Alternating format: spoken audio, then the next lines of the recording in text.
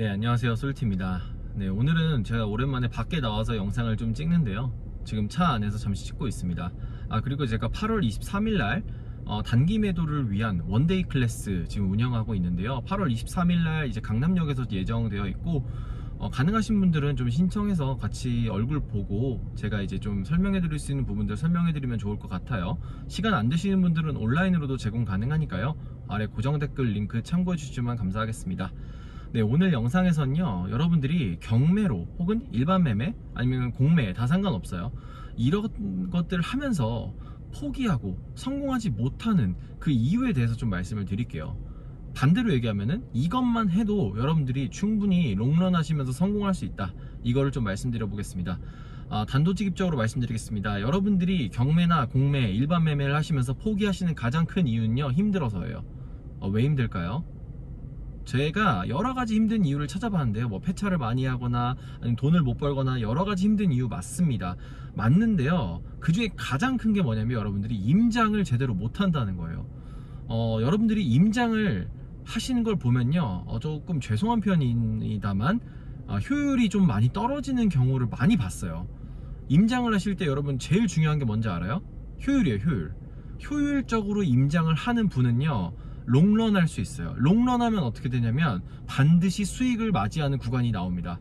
내가 존버를 하든 아니면은 낙찰을 받던 혹은 금매를 사던, 내가 롱런 하면 이런 기회들이 오거든요. 근데 여러분들이 그 기회를 못 잡는 이유는 롱런을 못해서예요. 롱런을 못하는 이유는 뭐예요? 힘들어서예요. 왜냐면 임장할 때 너무 에너지를 많이 쓰거든요. 내가 직장인이면 뭐 말할 것도 없죠. 내가 소중한 연차 내서 뭐 지방이든 서울이든 수도권이든 갔는데 소득도 없고, 내가 임장 가서 부동산 사장님이랑은 무슨 얘기를 해야 될지도 모르겠고, 가서 무슨 말을 하면은 다음 말을 뭐라고 해야 될지 머리가 백지가 되고, 이런 경험들 많으실 겁니다. 그게 왜 그러냐면요, 여러분들이 그냥 임장 가서 그래요. 그냥 이렇게 하면 너무 힘들어요. 너무. 저희 왜 헬스 할 때 이제 요령이라는 게 있잖아요. 임장도 마찬가지입니다. 여러분, 요령이 있어요. 그 요령대로 하셔야 이게 안 힘들어요. 오늘은 이 영상에서는 제가 그거를 좀 설명드리도록 할게요. 일단 제가 요즘 올리고 있는 콘텐츠가 아무래도 요 단기 매도와 관련된 영상이다 보니까 단기 매도를 위한 임장에 대해서 말씀드려 보도록 하겠습니다. 오늘 영상에서 알려드리는 이 임장 방법대로만 하셔도 여러분들 힘이 거의 50% 이하로 줄어들 거예요. 첫 번째, 임장은요, 여러분 사전 임장과 현장 임장으로 반드시 구분하셔야 됩니다. 이게 무슨 말이냐면, 내가 어떤 매물, 경매 물건을 봤어요. 사건 번호로 봤어요. 이거를 무턱대고 임장 가는 게 절대 아니라는 거예요. 처음에는요, 그렇게 임장 가셔도 돼요. 좀 필요하기도 하고요. 중개사님이랑 일단 기본적으로 좀 경험치가 쌓여야 되니까. 근데 제가 볼 때는 5번 정도만 이런 식으로 임장을 나가셔도요, 더 이상 그렇게 나가시면은 아마 소득이 없을걸요. 이미 내가 다 아는 거고, 내가 이미 한계를 맛봤고, 이거를 뚫어낼 수 있는 뭔가 요령이 없는데 그냥 현장에 나간다? 이거는 굉장히 스스로를 지치게 하고 포기하게 만듭니다. 그러면 어떻게 해야 되냐면요, 여러분 사전 임장은요, 여러분들이 어떤 물건을 정하잖아요.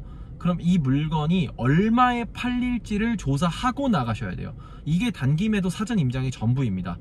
단기 매도 사전 임장은요, 내가 이걸 얼마에 지금 매도할 수 있다, 이거에 대한 답만 찾으면 돼요. 이거에 대한 답을 찾으실 때 제가 여러가지 기준을 지금까지 영상에서 알려드렸는데, 다시 한번 정리를 해서 말씀드리면요, 내가 지금 어떤 경매 물건을 보고 있는데 혹은 어떤 일반 매물을 보고 있는데 이게 얼마에 팔릴지 조사를 하는 건요, 여러분 책상 앞에서 가능하세요. 절대 현장에 나가서 이거를 처음부터 조사하는 게 아니에요. 그럼 뭘 봐야 되냐면 바로 3가지만 보시면 됩니다. 첫 번째, 실거래가. 두 번째, 호가. 그리고 마지막, 이 모든 거를 중개사님한테 전화해서 물어보는 전화. 이 3가지만 하시면 돼요. 그럼 첫 번째로 실거래가에서는 뭘 봐야 되냐면, 여러분들이 경매 물건이든 일반 매물이든 그거를 어떻게 매도하냐에 따라 조금 다르긴 한데요, 기본적으로 여러분들은 인테리어를 해서 이거를 최고가에 매도한다, 이 전략이라고 한번 예를 들어 볼게요. 오늘 영상에서 모든 거를 다 말씀드릴 수는 없으니까 하나의 카테고리를 정해서 말씀드려 볼게요.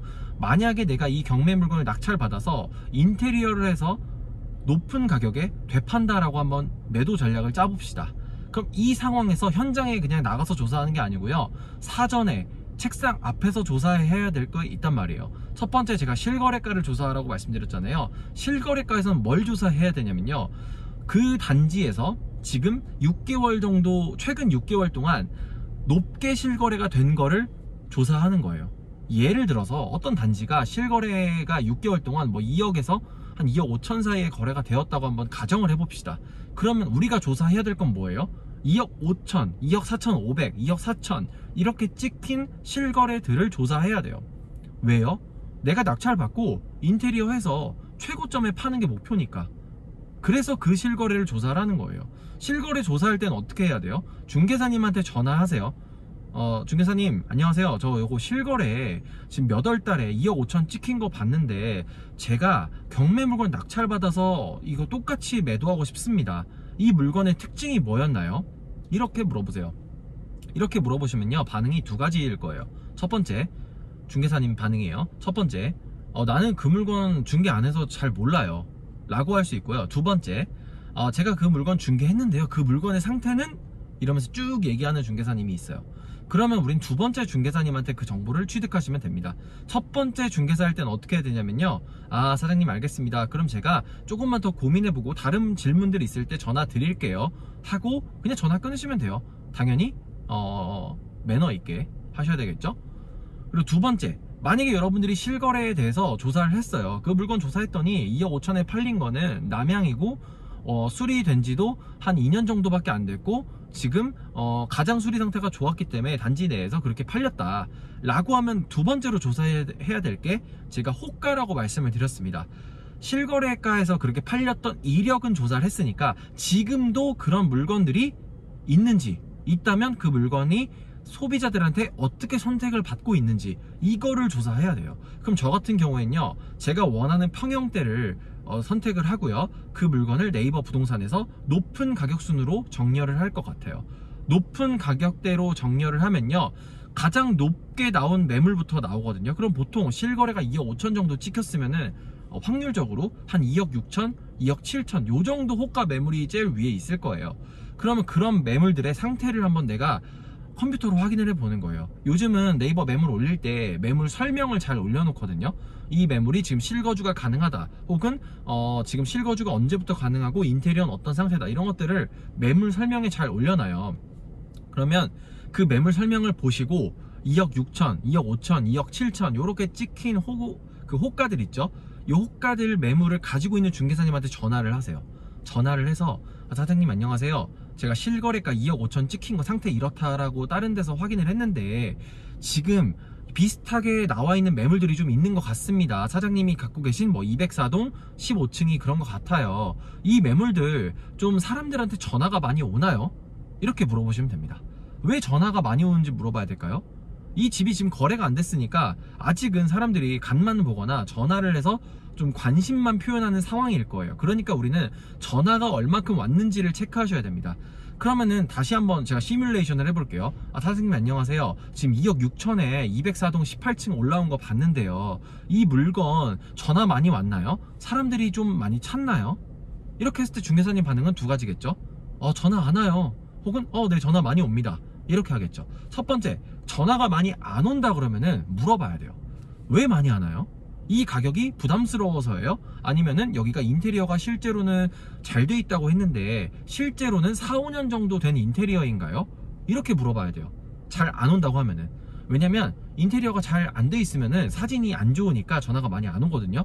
그런데 우리는 인테리어를 이번에 최신으로 해서 내놓을 거잖아요. 그러니까 그러면은 이건 4, 5년 됐기 때문에 사진이 안 좋아서, 인테리어가 안 좋아서 전화가 많이 안 오니까 내 거는 사진 예쁘게 찍어놓으면 전화가 올 수 있겠다, 이렇게 반증으로 추론할 수도 있고요. 그 다음에 전화가 많이 온다 그러면은 뭐라고 물어봐야 되냐면, 그러면요 사장님, 전화 많이 올 때 사람들이 이거 예약하고 집도 실제로 많이 봤나요? 라고 물어보세요.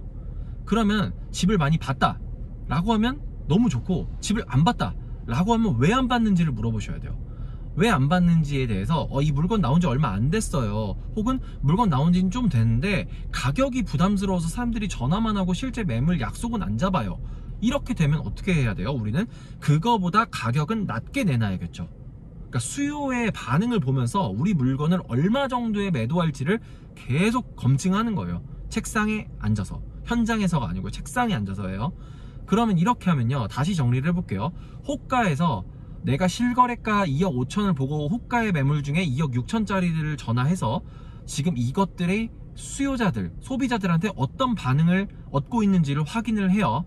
첫 번째, 전화 많이 오나요? 두 번째, 전화가 많이 왔다면 집을 많이 보러 오나요? 이렇게 체크를 하는 거예요. 이렇게 체크를 해서 만약에 그 2억 6천짜리 물건이 지금 2억 5천짜리 실거래 찍힌 거랑 비슷한 상황이고 인테리어 컨디션이고 지금 이게 실제로 소비자들이 전화가 많이 온다, 집도 꽤 뭐 일주일에 한두 번씩 보여주고 있다 라고 하면 우리는 사장님한테 마지막으로 물어봐야 될 게, 그러면 사장님, 이 물건 얼마면 사람들이 살 것 같아요? 지금 전화 오는 분들, 집을 보는 분들이 얼마면 집을 산다고 혹시 얘기를 하던가요? 이렇게 물어보셔야 돼요. 이 모든 것들이 우리의 팔리는 가격을 결정해 줍니다. 만약에 2억 6천짜리 집이 상태도 괜찮고 전화도 많이 오고 사람들이 일주일에 한두 번씩 집을 보고 있어요. 근데 아직 거래가 안 됐어요. 그러면은 물어봐야겠죠. 사장님, 2억 6천짜리 요거 사람들이 혹시 2억 5천이면 산다고 하던가요? 라고 했을 때 사장님이 맞아요, 근데 2억 6천에서 안 깎아줘요. 그러면은 답이 나왔죠. 우리는 2억 5천에 매도한다 라는 생각을 가지고 이 물건의 입찰가를 정하셔야 돼요. 이 물건의 금매 매수 가격을 정하시면 돼요. 그러면 얼마를 입찰가를 써야 될지, 얼마를 내가 내고를 쳐야 될지, 일반 매물이라고 하면은 그 결론들이 나오겠죠. 그렇게 금매를 잡고 경매 입찰을 하고 우리가 낙찰을 받고 수익을 낼 수 있는 거예요. 왜냐면 지금 그런 실거래가 찍혔고 그게 호가에 나왔을 때 사람들 반응이 꽤 괜찮았고 얼마면 거래를 하겠다라는 게 현장에서 검증이 됐으니까. 이 상황에서 우리가 현장에 가는 거예요. 이제 마지막으로 현장에 가서 뭘 하면 되냐면, 경매 물건 같은 경우에는요, 일반 매물도 마찬가지예요. 우리가 하나의 매물을 정해서 가야 돼요. 현장에 갈 때는 하나의 매물을 정해서 그 매물이 얼마까지 지금 거래 가격이 내고가 되는지를 확인하셔야 돼요. 만약에 2억 6천짜리 아까 그거 있잖아요, 그게 2억 5천까지 내고가 된다라는 걸 현장에 가서 한 번 더 확인을 하는 거예요. 이건 전화로는 확인이 힘들어요. 왜냐면 전화로는 우리가 얼굴도 보지 않았기 때문에 중개사님한테 이거 얼마까지 깎아는 게 가능할까요? 라고 물어봤을 때 유의미한 답변을 좀 얻기가 힘듭니다. 근데 현장에 가잖아요? 그럼 중개사님이 술술 푸는 경우가 있어요. 이게 네이버 부동산에는 2억 6천에 올라왔지만 실제로 당신이 한다 그러면 2억 5천까지는 매도 자랑은 얘기가 됐다, 이런 식으로 얘기가 될 수 있어요. 그럼 우리는 그 최저하한선을 확인하고 오는 거예요. 현장에 가서는 집도 실제로 보고요. 왜냐면 내가 매물을 내놨을 때 그 나와 있는 제일 매력적인 그 매물보단 좋게 내놓을 수 있겠다 없겠다, 이걸 판단해야 되니까요. 이런 식으로 여러분들이 임장을 이렇게 하셔야 돼요. 이렇게 전화해서 물어볼 때도 다른 거 물어볼 필요 없어요. 실거래가, 호가, 그리고 지금 사장님한테 이게 얼마까지 거래가 되는지. 근데 이거는 현장 가서 물어보는 게 좋고요. 전화로는 조금 이제 잘 안 알려줄 수 있기 때문에. 그렇다고 해서 내고를 전화로 하면 안 돼요. 왜냐면 내고를 한다는 거는 실제 매수를 해야 되거든요. 매수할 것도 아닌데 내고하시면 안 됩니다, 여러분. 그거는 좀 비매너예요. 가끔 제가 다른 유튜브 보면은 매수 안 할 건데 그냥 이제 전화 임장하는데 얼마까지 내고 되냐, 혹은 내가 살 테니까 얼마까지 내고 해줄 수 있냐, 이렇게 질문하라고 하는 걸 제가 가끔 보는데 그 중개사님들한테 진짜 못할 짓입니다. 여러분 절대 그렇게 하시면 안 돼요. 상도덕이 어긋나는 거예요. 그렇게 하시면 안 되고, 그냥 내가 사장님 지금 당장 매수 결정은 못하는데 어느 정도까지 내고가 될지 대략적으로 알고 싶다, 이렇게 가셔야 돼요. 호가와 실거래가를 통해서. 이렇게 여러분들이 전화 임장을 하시고 현장 임장을 가서 마지막으로 그 물건의 컨디션과 내고 가능한 가격을 대략적으로 확인하시면 됩니다. 물건의 컨디션은 왜 확인하냐면, 다시 한번 정리해드리면, 내가 경매 혹은 내가 타겟했던 그 매물을 내놨을 때 이거보다 좋을 건지, 이거보다 내가 좋게 만들 수 있는지, 그거를 현장 가서 확인하고자 보는 거예요. 그러면 어떤 일들이 생기냐면요, 입찰을 한 달에 10번도 할 수 있어요. 왜냐면 이 그냥 루틴대로 전화 임장하고 가면 되니까요. 보통 이제 단기 매도 관련된 여러분들이 수업을 다른 데서라도 들어보시면 이런 거 알려줍니다. 네, 팔리는 가격 조사하는 방법. 이게 시세 조사의 핵심이거든요. 제가 원데이 클래스에서는 더 자세히 알려드리지만 일단 유튜브에서 제가 일단 단편적으로, 왜냐면 제가 아까 인테리어에서 되파는 전략만 말씀드렸잖아요. 그 전략으로 임장했을 때 전 이런 식으로 임장 실제로 전화로 해요. 네, 전화로 요렇게 조사합니다. 다른 거 뭐 특별한 거 없어요. 네, 이렇게 조사하시면 되고요. 여러분들이 좀 어려움을 많이 겪는 것 같아서 제가 좀 팁을 오늘 영상으로 찍었고요. 혹시 질문사항이 있으면 아래 그 영상 고정 댓글 보시면 단톡방 링크가 있습니다. 거기 들어오셔가지고 문의 주시면 제가 더 자세하게 안내해 드리고요. 더 궁금하고 저랑 1대1로 좀 소통하고 싶다 그러면은 원데이 클래스 수강해 주시면은 저랑 1대1로 제가 상담해 드리거든요. 요즘은 이제 상담을 제가 좀 대면으로 하는 걸 더 선호하기 때문에 오시면 좀 도움 많이 될 것 같아요. 8월 23일 강남역이고요. 오전 10시에 시작하니까 관심 있는 분들, 도움 되실 분들은 신청하시면 도움 받으실 수 있을 겁니다. 네, 오늘 주말인데요. 여러분들 끝까지 파이팅 하시고, 롱런 하는 사람이 경매에서 부동산에서 성공합니다. 롱런 하면요, 기회가 반드시 와요. 네, 상승장이 지금 지나갔다고 해서 내가 상승장 편승하지 못하고 해서 여러분들 실망하실 필요도 없고요. 어차피 기회는 또 오고요. 계속 여기 살아남는 자가 결국엔 강한 거고, 롱런 하는 사람이 강한 겁니다. 네, 여러분들 파이팅 하시고요. 늘 제가 영상으로 여러분들 뵙고 있지만 항상 도움 드리려 노력하겠습니다. 네, 오늘 끝까지 시청해주셔서 감사드리고 항상 건강하세요. 감사합니다.